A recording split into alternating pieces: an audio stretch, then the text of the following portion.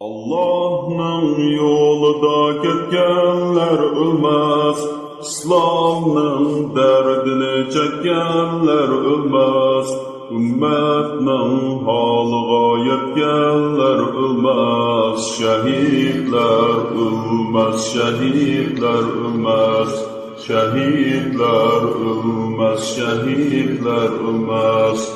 Şehitler hayattır öldü dimanlar, toprağa onlarını gömdü dimanlar, gözünü mengülük yumdu dimanlar. Şehitler ölmez, şehitler ölmez, şehitler ölmez, şehitler ölmez.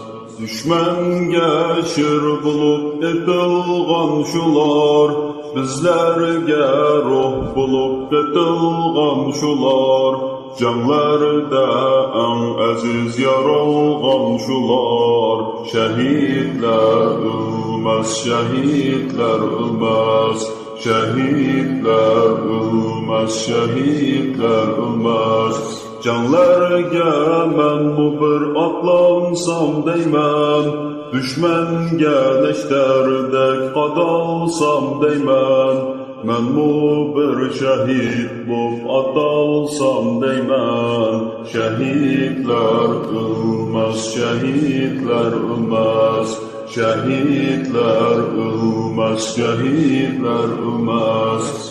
Şehitler hayattır öldü dimanlar, toprağa onlarını gömdü dimanlar, gözünü mengülük yumdu dimanlar. Şehitler ölmez, şehitler ölmez, şehitler ölmez, şehitler ölmez. Düşmenge şir bulup etilgan şular, bizlerge ruh bulup etilgan şular, canlarda en aziz yaralgan şular.